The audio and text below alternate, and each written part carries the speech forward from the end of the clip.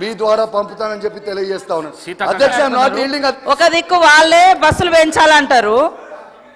పెంచాలంటారు, పల్లెటూర్లలో వాస్తవానికి చాలా గ్రామాలలో ఇంటర్నల్గా ఆటోలు నడుస్తున్నాయి, కానీ దూరం గ్రామాలలో నుంచే బస్సులు నడుస్తాయి, హైదరాబాద్కు, వరంగల్కు, లేదా ఇట్లా దూర ప్రాంతాలకు. సరే, ఏదైనా సిటీలలో కొంచెం ఇబ్బంది ఉండొచ్చు, అది కూడా మా మేనిఫెస్టోలో పెట్టిన ప్రకారంగా మేము టైం తీసుకొని చేసేది చేస్తాం. కానీ ఆటోల కోసమే నేను పుట్టిన, ఆటోలే అంటారు. మళ్ళీ మీరే బస్సులు పెంచండి, బస్సులు పెంచండి అని మీరే అంటారు. బస్సులు పెంచిన తర్వాత మరి ఆయనతో ఒక్క ఆటో కూడా నడిచే పరిస్థితి ఉండదు కదా. మరి మీరు అసలు మీ వైఖరి ఏందో స్పష్టం చేయండి. మొత్తం ఆటోలను క్లోజ్ చేయాలనుకుంటే బాగా గల్లీకి ఒక బస్సు పెంచండి అని అట్లనన్నా మాట్లాడండి. మినీ బస్సులు పెంచండి అని కూడా ఇందాక అన్నారు, మరి మినీ బస్సులు కూడా పెంచాలా అది కూడా చెప్పండి. కాబట్టి ఆటో వాళ్ళని రెచ్చగొట్టడము, ఇతరులను రెచ్చగొట్టడం కాకుండా మరి మహిళలకు ఏది ఇవ్వద్దా?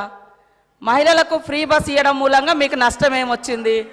ఇవాళ మీరు ఇస్తాం ఇచ్చిన ప్రతి మాట నిలబెట్టుకుంటాం, అది కాంగ్రెస్ వైఖరి. కాంగ్రెస్ ఖచ్చితంగా మడమ తిప్పకుండా, మాట తప్పకుండా ఇచ్చిన మాట నిలబెట్టుకుంటాం. కానీ ఒకరోజు బస్సులు పెట్టండి అంటారు, ఒకరోజు సపోర్ట్ అంటారు, ఒకరోజు ఆటో వాళ్ళని రెచ్చగొడతామంటారు. ఆటో వాళ్ళకు మీ హయాంలో మరి ఫ్రీ ఇన్సూరెన్స్, అదేవిధంగా రోడ్డు మీద ఫ్రీగా తిరగడానికి కావాల్సినటువంటి ఫెసిలిటీసు అవన్నీ ఎందుకు మీరు సహకరించలేదని నేను అడుగుతా ఉన్నా. కాబట్టి రెచ్చగొట్టే మాటలు కాకుండా వాళ్ళ సమస్యలు ఏమైనా ఉంటే మాట్లాడితే బాగుంటుంది. అదేవిధంగా బస్సుల పట్ల మీ వైఖరి కూడా స్పష్టం చేయండి. ఫ్రీ బస్ పెట్టాలా వద్దా? పెట్టడం మూలంగా ఎందుకు కడుపు మండుతుంది? ఇవాళ మరి గవర్నమెంట్ హాస్పిటల్స్లలో కూడా ఫెసిలిటీస్ పెంచుతున్నాం, దాంతో ప్రైవేట్ హాస్పిటల్స్ నడవకుండా అయిపోయే పరిస్థితి వస్తుంది. అప్పుడు కూడా బాధపడతారా ప్రైవేట్ హాస్పిటళ్ళ కోసం?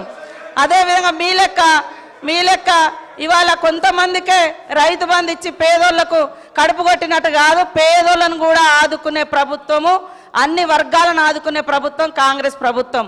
కాబట్టి పదే ద్వంద్వ వైఖరి మాట్లాడకండి, ఒకటే వైఖరి చెప్పండి. మీ వైఖరి బస్సుల విషయంలో ఏంటిదో గది ఒక్కటి చెప్పండి.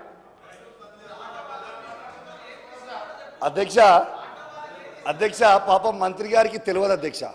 దాదాపు ట్రాన్స్పోర్ట్లో ఉన్న ప్రతి డ్రైవర్కి కేసీఆర్ గారి నాయకత్వంలో 10 లక్షల మందికి 5 లక్షల ఇన్సూరెన్స్ చేసినాం అధ్యక్ష. పాపం మంత్రి గారికి నాలెడ్జ్ లేకపోవచ్చు. రెండోది అధ్యక్ష ఒక్క నిమిషం అధ్యక్ష, ఆటో డ్రైవర్లతో సహా చేసినాము. కౌశిక్ రెడ్డి గారు అడిగితే దానికి ఇవ్వనివ్వాల్సింది నాలెడ్జ్ లేదంటే ఏంటి అధ్యక్ష వారు మాట్లాడేది? మహిళా మంత్రి అంటే ఇంత చులకనగా మాట్లాడితే ఎట్లా అధ్యక్ష? మా మంత్రి గారు ఏమన్నారు అధ్యక్ష ఇక్కడ వారు మాట వెనక్కి తీసుకొని మా మంత్రి గారు క్షమాపణ చెప్పాలి. నేను ఒకటే మహిళా తల్లందరూ కూడా క్షమాపణ చెప్పాలి. ఆయనలాగా నాకు దురహంకారమైనటువంటి నాలెడ్జ్ లేదు సార్. నాకు నాలెడ్జే ఉంది, సబ్జెక్ట్ వారుగానే ఉన్నది. కానీ ఆయన లెక్క దురహంకారమైనటువంటి నాలెడ్జి, లేకుంటే ఓట్ల కోసం చస్తా అని బ్లాక్మెయిల్ చేసే నాలెడ్జి నాకు లేదు సార్. కాబట్టి ఆటో డ్రైవర్లు అనేక మంది గత ప్రభుత్వంలో ఇబ్బంది పడ్డమాట వాస్తవం. ఇవాళ మా పథకానికి ఆటో డ్రైవర్లకు అడ్డం పెట్టడం ఇది కరెక్ట్ కాదు, ఇది మహిళల కోసం పెట్టినటువంటి పథకం. కాబట్టి నీ దురహంకారం మాటలు మానుకో కౌశిక్ రెడ్డి. నీలాంటి దుర్మార్గపు నాలెడ్జ్ నాకు లేదు. నేను కరెక్ట్గా ప్రజల కోసం ఆలోచించే నాలెడ్జే నా దగ్గర ఉంది. కౌశిక్ రెడ్డి గారు దయచేసి హౌస్ ఆర్డర్లో పెట్టండి అధ్యక్ష. కౌశిక్ రెడ్డి గారు కౌశిక్ రెడ్డి గారు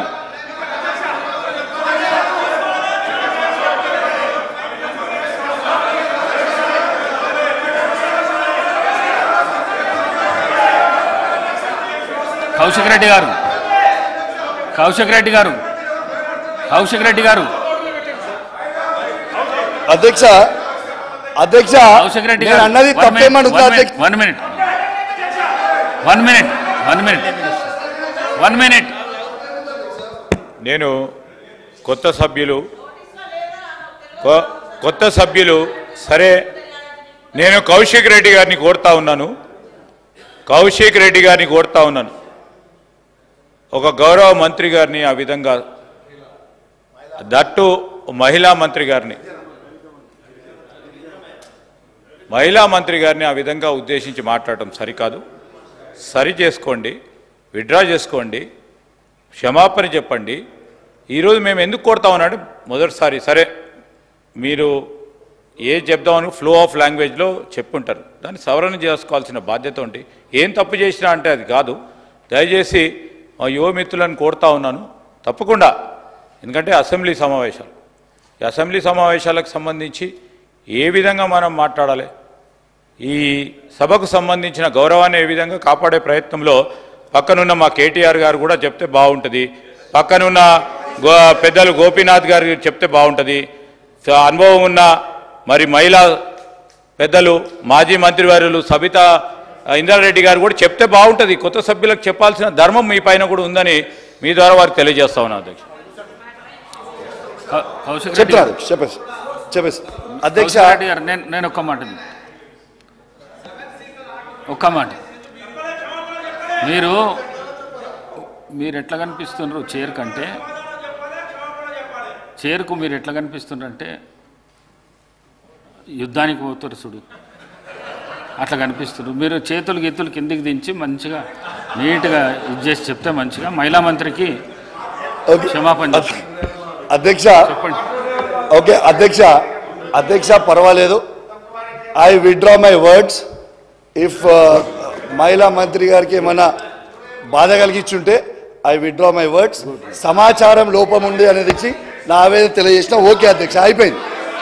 అధ్యక్ష దీంతో పాటు అధ్యక్ష ఇవాళ బస్సులు కూడా పెంచమని ఎందుకు చెప్తున్నానంటే మహిళ